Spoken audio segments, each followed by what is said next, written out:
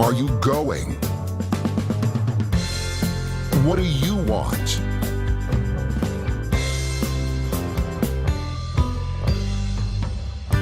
For the next 24 minutes, we're going to design and attain your ideal life. On the Way to Wow Show. Together, we'll find the ideal path to get you back on the track to success and happiness. On the Way to Wow Show with your host, Kevin Bemmel.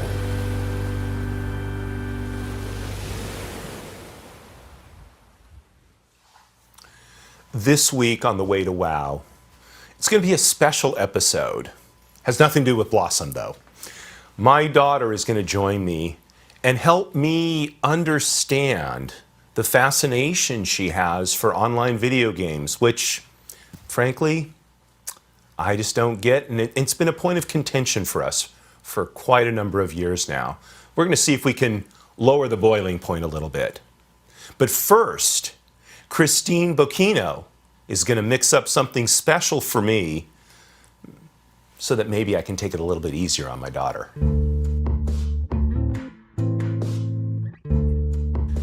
Christine Bocchino has done pretty much everything you can do in the hospitality business.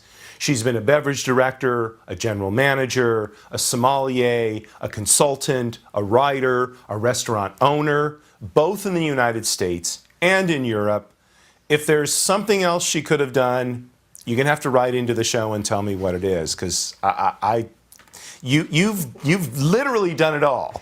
Well, this today caps it off. I'm so happy to be here with you. Well, thank you. We're really pleased to have you be our wow tender on this week's episode of the Way to Wow Show. So what are you going to mix up for us? Well, I'm going to do a variation on a sour, considered a sour because it's got the acid from the citrus. It's got a little bit of a sweetener to it. It's got an egg white. But I'm going to incorporate two spirits into it. Okay. It's going to be a gin and a Calvados. I'm super into Calvados these days, so I love to incorporate it where it makes sense. This is going to have a little bit of a holiday spice note to it. Okay. So I've got the Bar Hill Gin, which is out of Vermont. One of my favorites right now. They're super eco-friendly, and they actually just got awarded 100 points in a national spirit competition. Oh, fantastic. So that's not too bad. Okay. So the Bar Hill Gin, I'm going to add that first. And then Calvados is really, really great. Apples, awesome for fall. And with the cinnamon and ginger that we're using, and the apple really adds something nice. Yeah. So if people can't get actual Calvados, can they use Applejack or? They could actually. It's going to, add a little bit something different to it, but there's definitely a lot of options out there. Apple brandies are a little bit more popular, so they're a little bit easier to find these days than they used to be, but they're slowly creeping their way up. Yeah, good. Yeah, absolutely. So now we're going to do some unfiltered apple juice. Oh, nice. Add that into the mix. And about an ounce there. Some egg white. Now, not everyone's going to be into this. This does give it a really nice texture, mouthfeel, that like frothy, foamy layer on top. If you don't want to use that, or if you want it vegan, you can actually take the liquid from a can of garbanzo beans. We call that aquafaba in the industry, and that is actually a thickening and foaming agent as well. So, kind of a fun way to do it. It does add a little bit of an interesting smell that some people notice as they're drinking the cocktail, but it's a great, great option. So next we're going to do the citrus, which is going to be the juice of an entire lemon. Oh, wow. Nice and citrusy. Yeah. I saw the oil kind of spray out when you first pressed it. I can smell it, actually. Yeah. It'd make for a great cologne. Just put a little behind your ears, on your wrist, and you're good to go. If you work in the seafood business, you're really set now. And this is going to be a homemade honey syrup that's got a little bit of cinnamon in it. Oh, so that's where some of that fall spice comes in as well. Put that in. Just top it with ice, and we're going to give it a really hard shake to try to incorporate all of those great flavors in it. Got some ice here. And let's say probably about halfway full. I can smell it from here. Yeah. Good. Yeah. It's interesting. I wouldn't thought of mixing lemon with apple. It doesn't quite seem that they go together. But Yeah, I just, having that balance of some kind of acid or citrus is super important for balance for cocktails. And, out of all the citrus and different things that, were an option, I feel like lemon was the best fit. All right, so we're going to put the cap on tightly. Give it a good shake. If you're doing it at home, you want to get it so cold that you can almost not hold on to it. And then you know you've gotten it cold enough. So roughly like 20 to 30 seconds is good.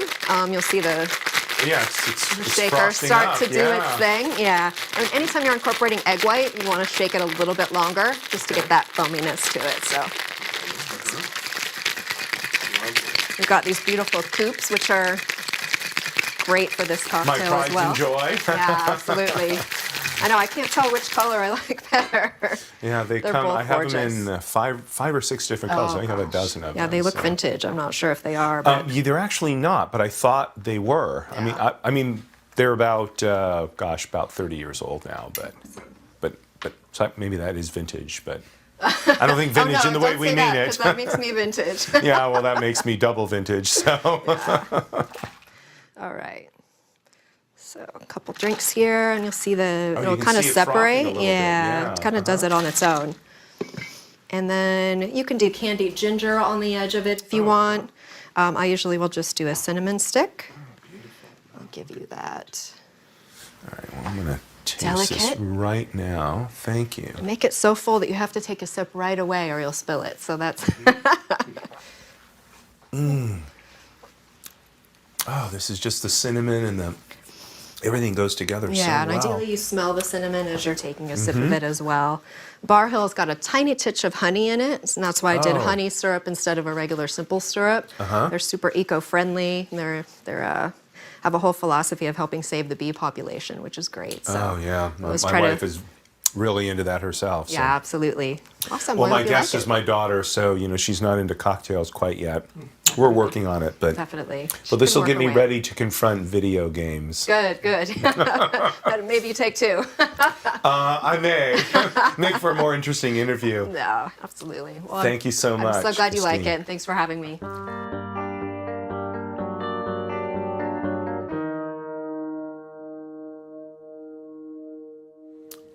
So this week on The Way to Wow, we have a little bit different show. I want to introduce you to my daughter, Madeleine. I don't want to give too much of her biography because I might embarrass her. But I will tell you the story that I think she most likes to hear, which is when I found out that my wife was pregnant, I started praying for a daughter. And lo and behold, that prayer was answered, and so now we have Madeleine Rachel, and she's really been one of the truly great delights of my life. So, those of you who are parents and have been parents longer than me, Madeleine is 13, you probably know this better than I do. At some point, our children actually become separate people from us. And they develop likes and dislikes that we have, at least in my case, I really can't understand. And one of the bones of contention between Madeleine and me for a number of years now has been how she loves video games, especially online video games, and I frankly, I don't understand them. So we thought we would do a little segment here, and really, Madeleine is going to teach me, hopefully, about what these video games are about, why she likes them, what the attraction is, and for I think for some of you out there, maybe you're having some of these same struggles as me, with everything that's been going on. I think kids have been spending a lot more time online. I know when I was a kid, my parents would tell me, get out of the house, go play on the freeway, that kind of stuff. But young people, play these games online quite a bit, and so it's an opportunity to learn a little bit more about it. So, Madeleine, why don't you tell us about the game that you've chosen to play? Today I've chosen a game called Celeste. It's a game that is centered around story. Those are my favorite games because they actually mean something, and they're also fun. So Okay. yeah. So you want to start the game and.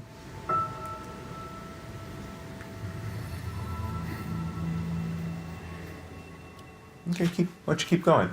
Well, show us. Okay, so I guess you climb is the main thing there.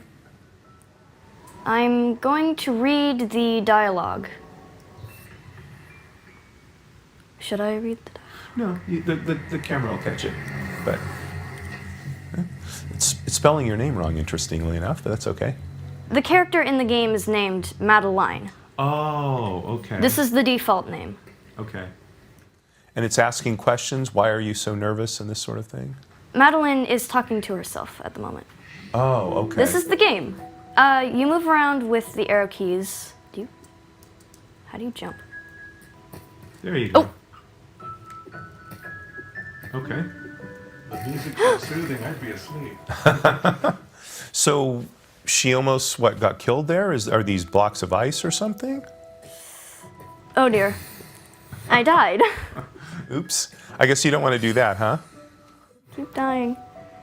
So that block in the middle just fell. If you stayed under it, you would have gotten squashed. Hold Z to climb. Where is Z?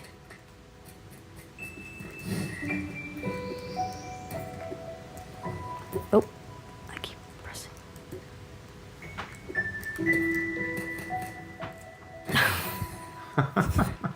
I'm not used to these controls. Okay. See, okay. So, what is it about this game that you find enjoyable?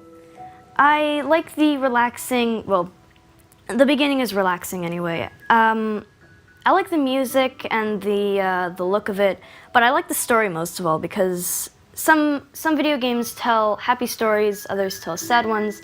This one tells a story of a girl that's battling her inner self, and I think that the prompt is original because instead of it being, I need to forget you, it's, I need to work with you to move past this. I need to forget you. You meaning you need to forget yourself, or? I need to forget my terrible past. That's not what this game portrays. This game portrays I need to work with my past to overcome my past instead of leaving it behind. And so, okay, that makes a lot of sense, and I think we all need to do that. So how does this game help you learn to do that? Well, in this game, the past is portrayed as a girl, and the character that I'm playing right now, oh dear. Oops. I have entered a cutscene. The girl that I'm playing right now, this girl, Madeleine, and the girl that I just described, her past, part of her, throughout the game they fight, and then at the end, part of her works together with Madeleine, and they climb this mountain, which is Madeleine's goal. This mountain is Celeste Mountain. And she has to deal with her past self in order to be able to climb the mountain, is that it? Her past self, who is in a human form, is physically preventing her from climbing the mountain through magic and just force. Oh, okay. So in order to climb the mountain, she has to win her over.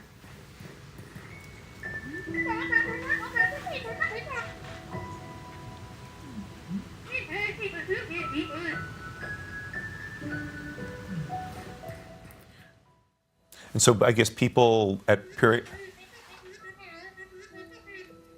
They don't make actual. I told you that this. I told you it was stupid. The noises that they make was stupid. So they interact with different characters throughout the game? Yes.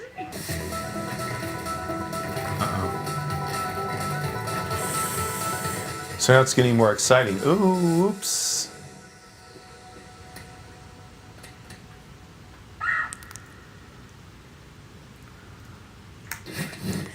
Oh, so why did she get to hang in the air like that? Possibly just so that you could calm down from the sudden burst of energy.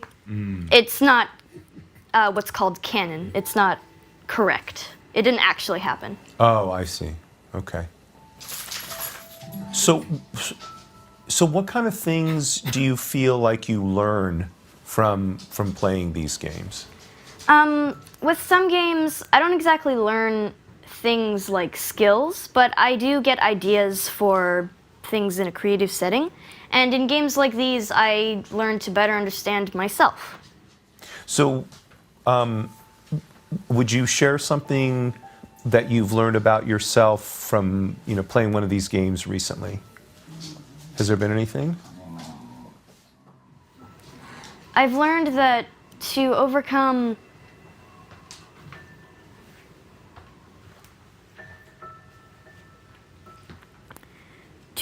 bad things, you must work with them.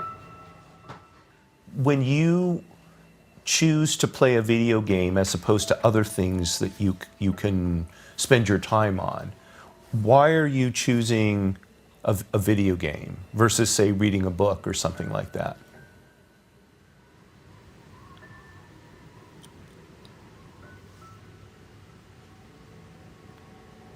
It just seems more appealing, I suppose. It's like, instead of just watching through a window, that's how I perceive books as, you get to fully interact with the world and make your own decisions. You get to steer the path. You get to steer the story in a direction you want. So you're writing the story rather than just reading it? You're altering the story. There is a set story, but in some games you can get multiple endings. In this game, you can alter the story, but you can't alter the ending. Okay.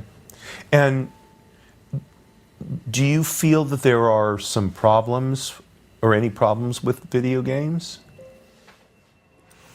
I feel like most online and multiplayer games attract a very, for lack of a better word, toxic or unhealthy fan base. A fan base is basically an audience that makes things for the game.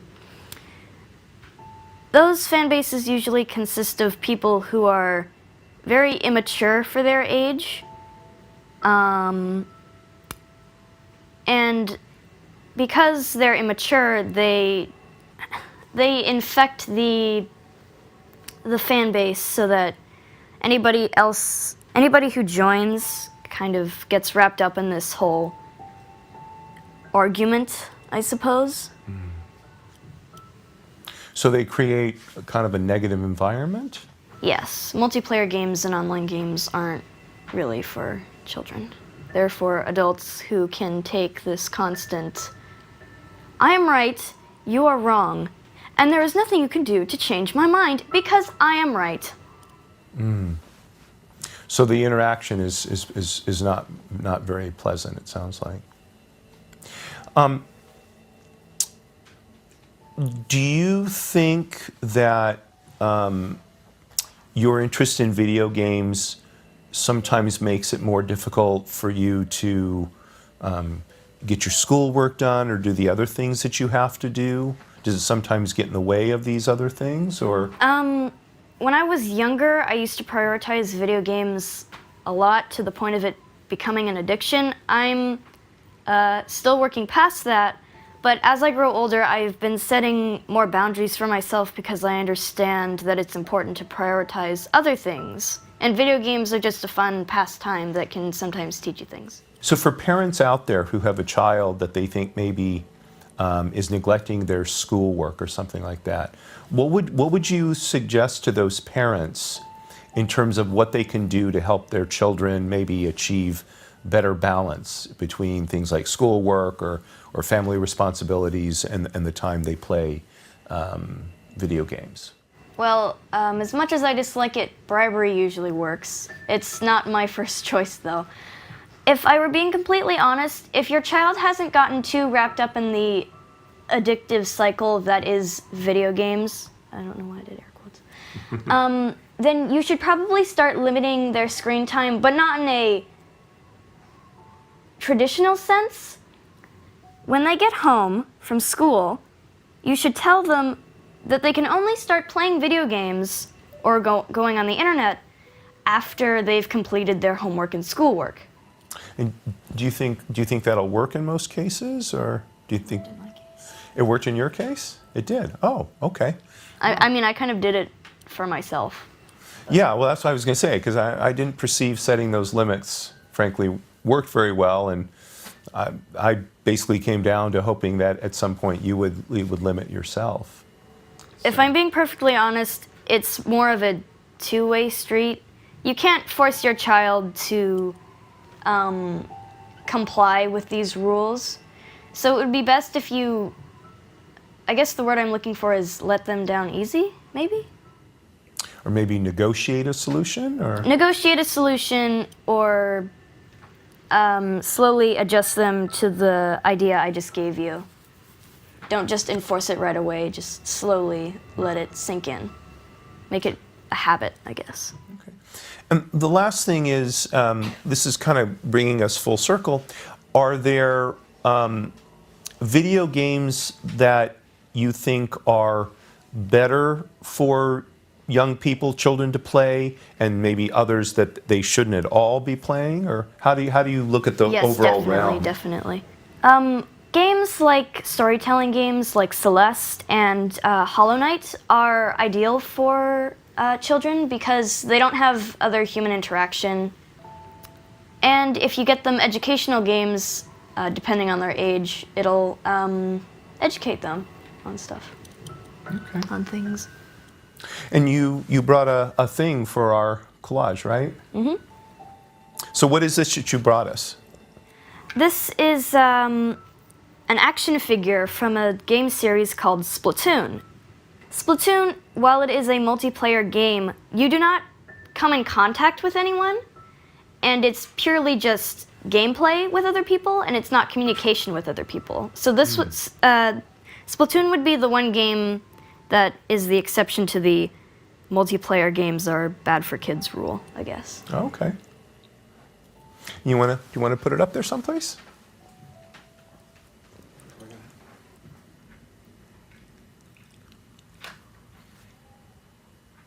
Okay, why don't you come on back here?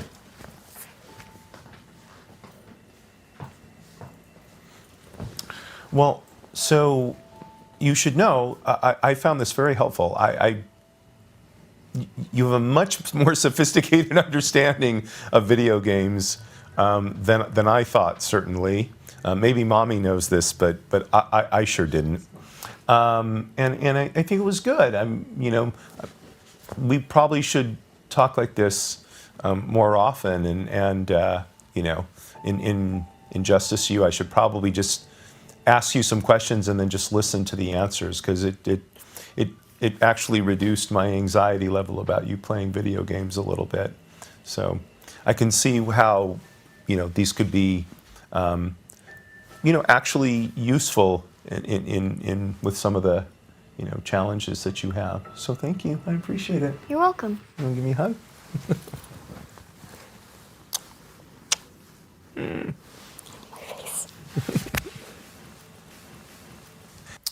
That's our show for this week.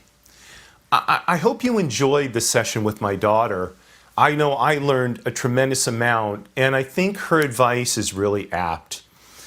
The tendency is for us to think that because there are children, they don't have a lot to say, but indeed, at least in this case, she knew a lot more about something that I was concerned about and was able to reduce my anxiety much better than I could have done on my own or even working with my wife. Let's talk to our kids. Let's negotiate with them when we have to, but most importantly, let's just listen to them so that they have an opportunity to know that we understand them. Stay tuned next week. My guest is going to be David Kim of Apex Partners and also the co-founder of Children of Fallen Patriots Foundation. We're going to talk to him about how he got from the military to a very successful life in private equity business. Courage at all times, my friends. Marie, you are still my belle, darling.